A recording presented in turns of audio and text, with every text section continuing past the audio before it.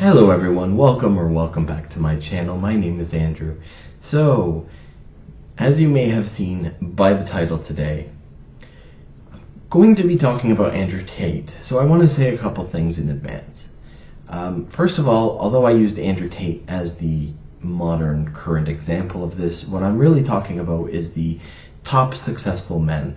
Anywhere from the top 10 to the top 20% of men. And like I say, although Andrew Tate is a good example of a top male, a top successful male, I'm not specifically just talking about him. And on top of that, yes, Andrew Tate has been charged with certain crimes. I truly believe in innocent until proven guilty. Anyone could be charged with any crime. A cop could come tomorrow and charge, me with, I don't know, make up some great, charge me with murder, for example. They would then have to prove it before I was guilty of it, and I think that's a very important point.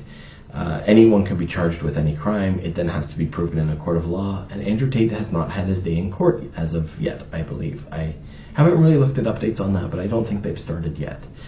And so, innocent until proven guilty is very important. On top of that, no matter what you believe about Andrew Tate, it really doesn't matter. It's the idea of that type of person. Again, I just used him as the example. But I can say I have watched a little bit more of Andrew Tate in preparation for doing this Men and Women series, and just to kind of see what he's saying and stuff like that. And I can tell you my answer is still the same. I personally agree with a lot of what he says. I think most of it is just common sense, which apparently isn't that common anymore, unfortunately. And I disagree with him on some things too, and I think that's a fairly normal thing. I don't think you should agree with everyone on everything. And on top of that, I know that I've watched clips of him by people that are trying to, disparage his name, that sound horrible when you just see that clip. But context is important, and most of those clips that you see like that are from long form podcasts where he's on there talking for or they're on there talking for 2+ hours. And when you put it into context, really he's just goofing around with the people that are on the podcast, and they know it and he knows it, and they're all laughing when he says these things and so on and so forth. Not always, but that seems to be what a lot of them are. So there's that as well. But I was actually asked this question by someone I know, and I had to think about it for a little bit. But was Andrew Tate created by feminists?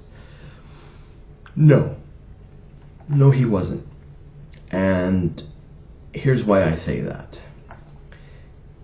Andrew Tate and people like him, the top successful men, are very, very driven. They generally have some sort of idea.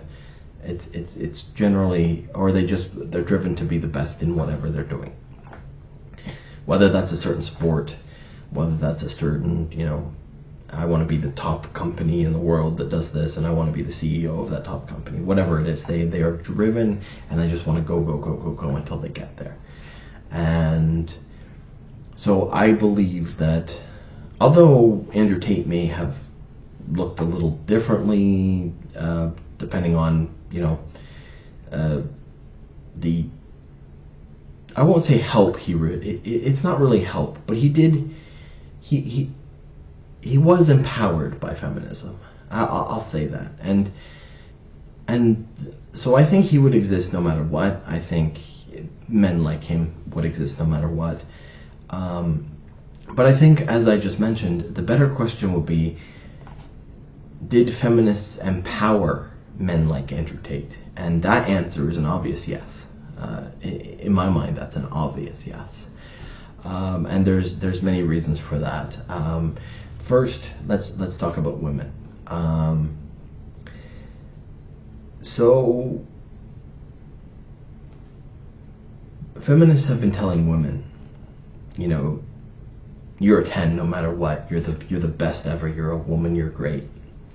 And so it creates this delusion in a lot of women, not all women obviously, but in a lot of women it creates this delusion that they actually believe the fact that they're a 10 when, well, if the average is 5, that means most people are a 5, which means you're literally doubling your value in your mind, and you believe that, which is going to set you up for failure.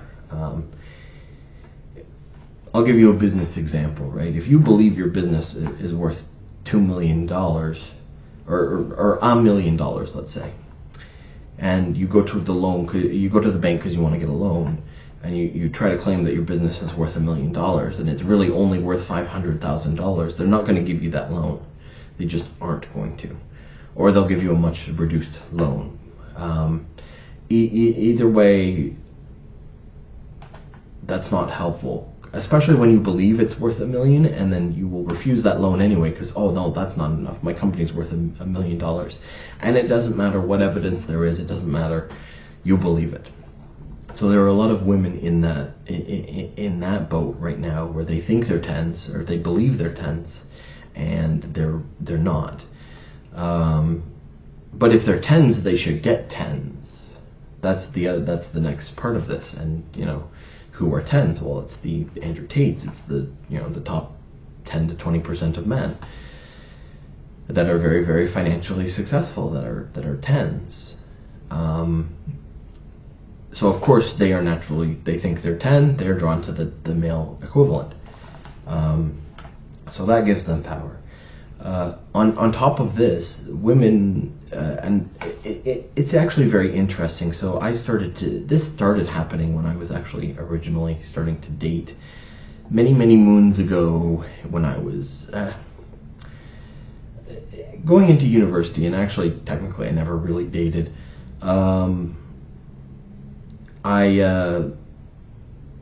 I was open to it, however I wasn't actively looking for it at the same time. I kind of went on a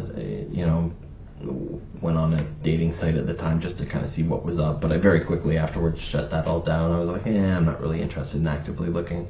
I figured if something would happen, it would happen. If not, I was okay with it. Something did happen, and I met my ex we were in a relationship for 10 years, give or take, and so actually I was away from all of the dating thing as it was getting worse and worse and worse over time.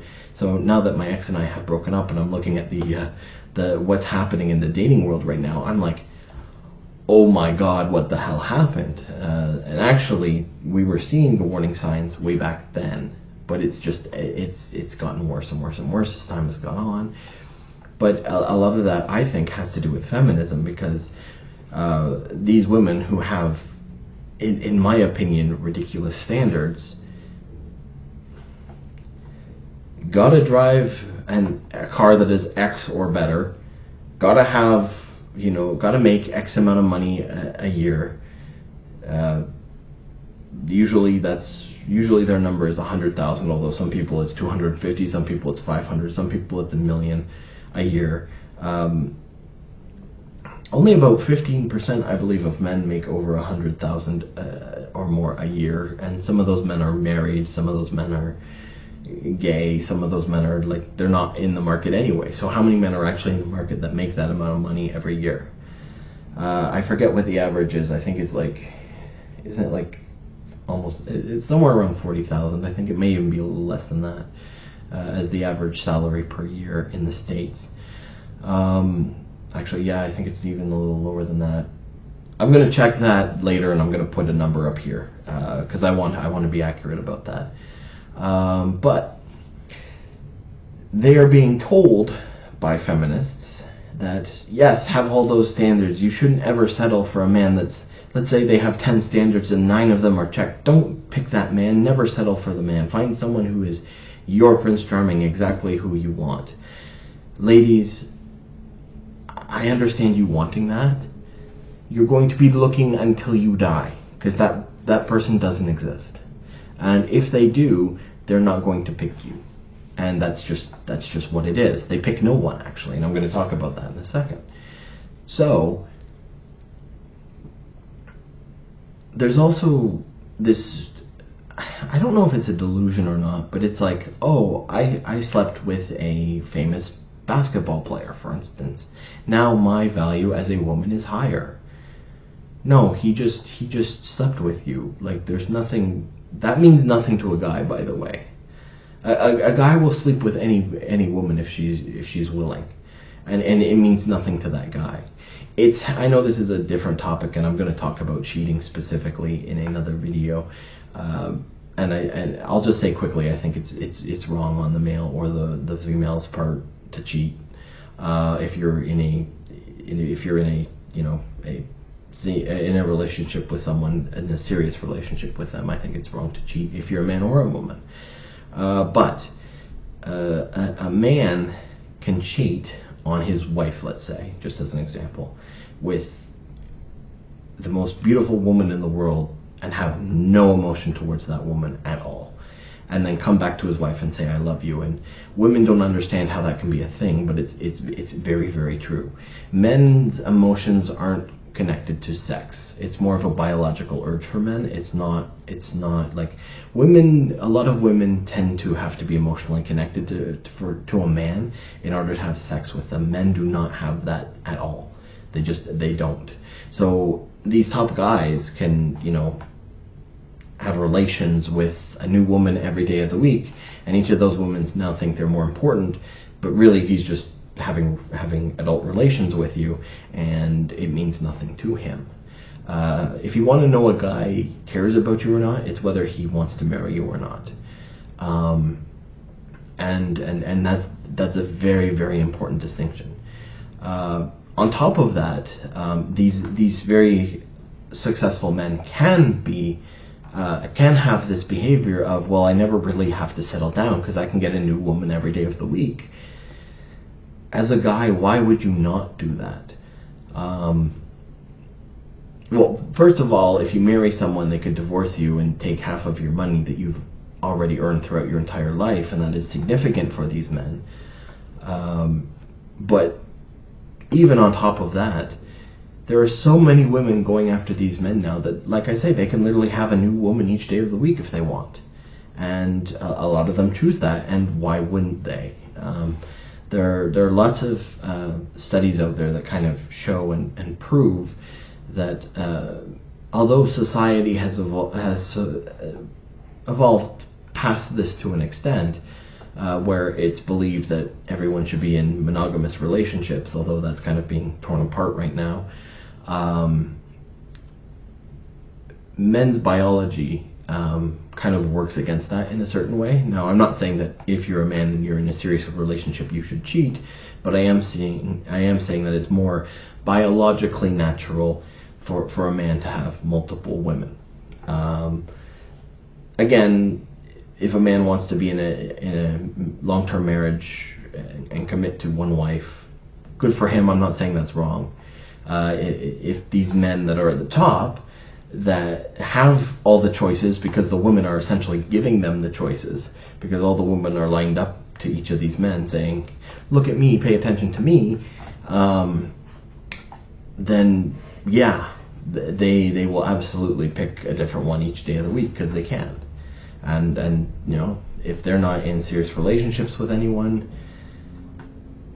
what's wrong with that? I don't see the problem. Again, it's down to the individual and how they want to live their life. Now, that being said, there are certain consequences for certain actions that come further down the road. In this circumstance, more towards women, body count is a thing. I know people roll their eyes and women hate the topic of body count. Ladies, what you don't understand is it's one of the factors that men make a final decision as to whether they want to marry you or not. So it is important whether you think it should be or not. And just because you shame men for thinking body count is important doesn't mean that every man doesn't think body count is important, or at least most men. Yeah, I'm sure there are some men that don't care. Everything's a spectrum, right? So there's obviously some that think it's extremely important, some that think it's not important, and everything in between. However, shaming men for this is not going to end well, because the men still believe it anyway, and they'll just not give you the ring, and you won't know why. They won't tell you because you're just going to shame them, but they'll just not give you the ring. So that's part of it. On top of that, because there has been an erosion on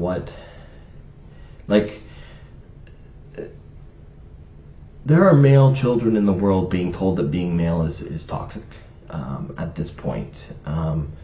Whether that's in schools, whether that's in the media, whether that's, feminists telling them specifically, men are being told the same thing. Oh, you're acting like a guy, you're toxic. The whole idea of toxic masculinity, although it started as a term that psychologists used in prisons, where the most extreme violent males would just want to hurt anyone and everything. That was what toxic masculinity was meant for. It's become now mainstream, and the definition of it has changed. And I have a whole video talking about that, so you can go and check that one out. It's in the Men and Women series playlist if you want to check it out, where I debunk the term and explain why why it's basically bullshit. So check that one out if you want. But it's basically just a term meant to, well, you're male, so you're toxic. That's what it boils down to, in my opinion at least. And so men are being told that they're wrong for being men. Men are being told that they're not good people. We're being told that we oppress women all the time, even though we don't. I talk about that in the patriarchy video series. Check that one out too. But on top of that, there's this political erosion, right? There's no middle ground anymore. That's why the title of my channel is called Meet Me in the Center. I want to bring back the center. I think it's an important place that we need to where real change can actually happen. But there's no real middle ground, because everything has been, it's either this extreme or it's this extreme, and anything in between is also bad. And both groups think anything in between is also bad. And that's happened with men too. I mean, you have two examples of men right now when anything in between is just, whatever, we ignore you anyway. So you've got the male feminist ally on one end of that spectrum. And some of them believe what they're saying. Some of them believe that women should have equal rights. I'm here to tell you that women do have equal rights to men. That's next video, so hold to that. But these men, some of them believe it, some of them don't. Some of them are just saying it so that they can hopefully convince some of these women to have relations with them, because that's the only way they can get it. And that for most men, that seems very, very slimy, very, very just gross. We wouldn't do that. We would never play that game. And so your other option is the Andrew Tate, the top 10, 20% of men that are very, very successful, that have that certain drive, that are telling men to don't worry about women, just grow your make yourself the best version of you can possibly be, which is actually why I believe a lot of them are being targeted, because if you're healthy and you're successful and you don't need, for instance, the government to help you, well, you're less controllable by government. And so a lot of the people that are, putting forth this message of, make yourself the best version of you, improve yourself, get fit, get strong, build your muscles, build your empire, your financial empire. They're being targeted right now, and I think a lot of that has to do with the fact that, well, if you have a successful empire and you're healthy and all that stuff, you're much harder to control as a person. So I think that plays into it too. And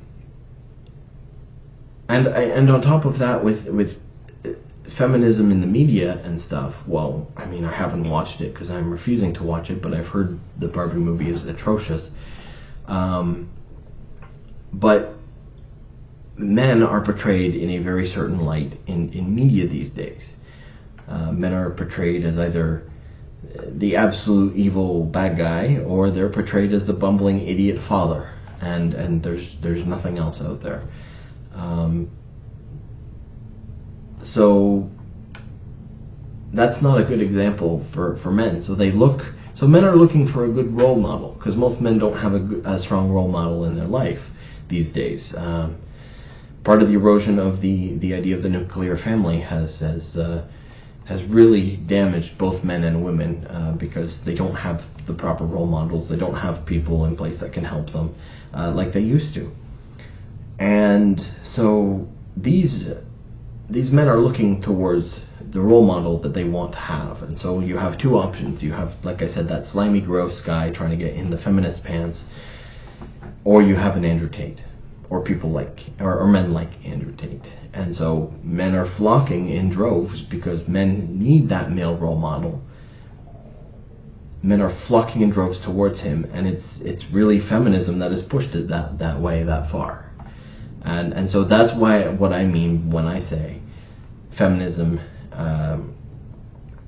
empowers men like Andrew Tate. They give them all this. They give them all the sexual marketplace power, and they have literally pushed men towards them. And that, those men have eyes on them. They're paying them for whatever secrets they can get, because they're desperate at this point to be better. And so that's empowering those men. And I don't know if feminists just don't understand that their actions have these consequences, or if they just don't care and just want to see the world burn. I personally don't think Andrew Tate is the best role model in the world. I think, like I said, a lot of what he says is very good advice for men right now. However, I don't think he's the best role model in the world. I personally believe someone, although he has his flaws too, someone like a Jordan Peterson is a much better role model of what men should be in society. And on top of that, I get it. Andrew Tate's life is very flashy. He's got very fancy cars, very all that stuff, and every guy loves his toys.